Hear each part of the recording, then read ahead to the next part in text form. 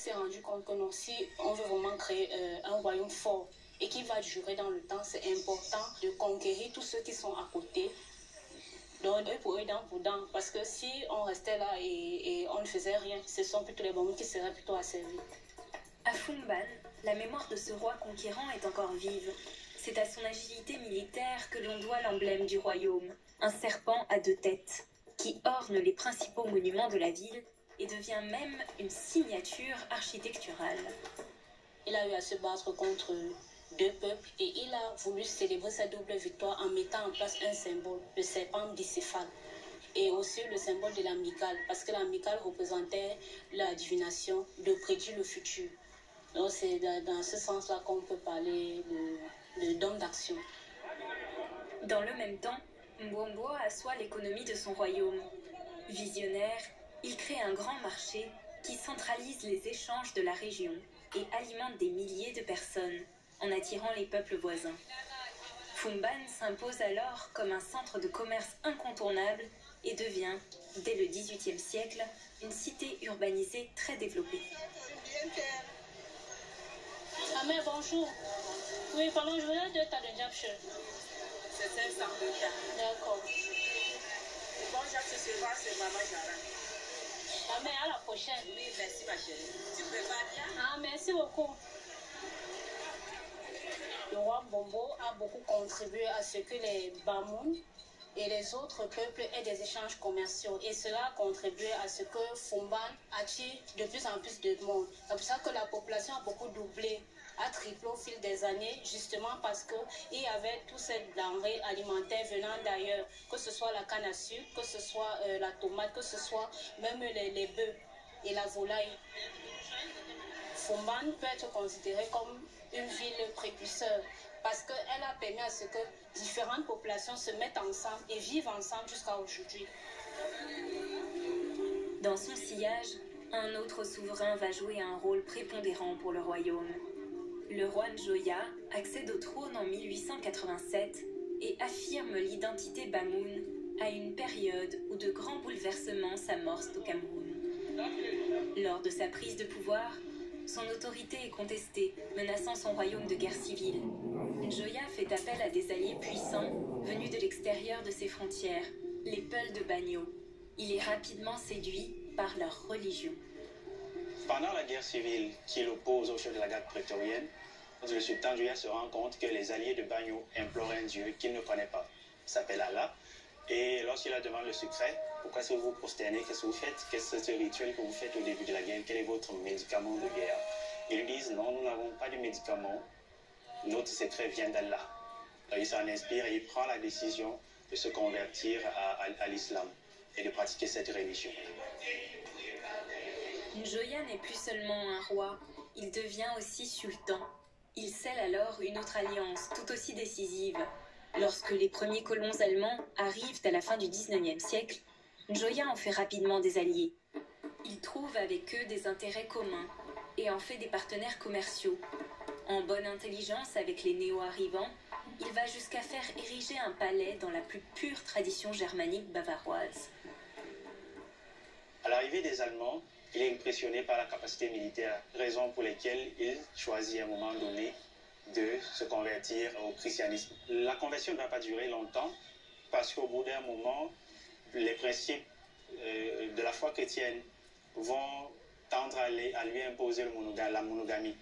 Or, cela est relativement contraire aux us et coutumes Bamoun qui reconnaît dans le monarque quelqu'un qui doit avoir plusieurs femmes. Ces allers-retours entre l'islam et le christianisme finissent à un moment donné par ne pas le convaincre. Le sultan Njoya, c'est une personnalité qui était fortement attachée à ses origines, à son histoire, à l'histoire de son peuple. Et il trouvait qu'entre sa religion traditionnelle, l'islam et le christianisme, il y avait des accointances. Mais il y avait seulement des zones d'ombre, des éléments qui s'excluaient, mais lui pouvait trouver le moyen de mettre les aspects positifs de chaque religion en une seule. Le sultan Njoya ne se contente pas de doter le royaume d'une nouvelle religion. Il crée dans le même temps la langue shumom et développe l'artisanat. Les artisans, qui fabriquaient jusqu'alors des armes, se reconvertissent et créent des œuvres des promotion de l'histoire Bamoun.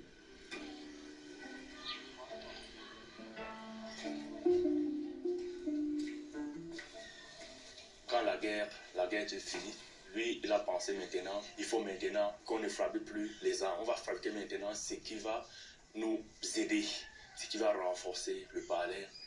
Là maintenant, on fabriquait maintenant les sculptures, les têtes, les statues, et les léopards, et tout le même les portraits. Le Fumban est la plus grande ville des artisans du Cameroun parce que c'est le roi Njoya qui a fait en sorte que ça devienne comme ça. Parce que la plupart des gens venant de Fumban vivent dans ça. C'est pourquoi on n'a pas pris ça à la légère. On a vu que c'était important. Tout le monde se sont inversés dedans. La réputation des bronzes issus de Fumban dépasse les frontières du royaume Bamoun. Les Allemands les apprécient énormément et la caste des artisans acquiert une maîtrise dans la technique de la sculpture à la cire perdue. La cire perdue, c'est le déchet du miel. Ça nous aide à couvrir le moule. Là maintenant, on sculpte. Après le sculpture maintenant, nous reprenons la même couche de terre argileuse, nous couvrons tout l'objet avec. Là, je vais mettre jusqu'à 5 couches de terre et après je vais le mettre au four. Je vais placer lentement sur la cire d'abeille qui est à l'intérieur. La cire va s'évaporer, ça va se fondre. Ça va laisser l'espace vide, comme ça ne supporte pas la chaleur. C'est maintenant le bronze déjà fondu qui va prendre la forme de la cire.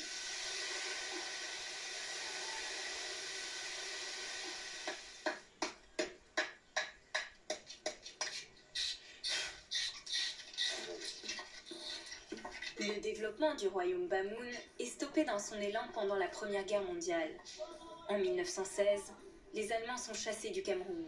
À Fumban, ce sont les Français qui les remplacent. Le sultan doit faire face au nouvel occupant, moins compréhensif et respectueux des traditions en place. Les hostilités vont démarrer entre les Français qui entendent s'installer considérablement et implémenter l'assimilation qui était leur politique coloniale. Ça impliquait que les structures locales qui pouvaient concurrencer leur idéal de domination soient mises à l'ombre. Et donc les réalisations du sultan et toutes ces autres initiatives vont vouloir être matées. Les Français vont chercher à le mater jusqu'à sa destitution en 1931. Les Français interdisent la pratique de la langue chumom et ferment les écoles. Le sultan Njoya est destitué par l'administration française et meurt en exil à Yaoundé en 1933, loin de son royaume. Lorsque le Cameroun obtient son indépendance, un peu moins de 30 ans plus tard, le royaume Bamoun est intégré au sein du nouveau pays unifié. Ces souverains continuent de faire perdurer leur dynastie. On vient aujourd'hui de toute l'Afrique et de plus loin encore admirer l'héritage de ces 7 siècles d'histoire.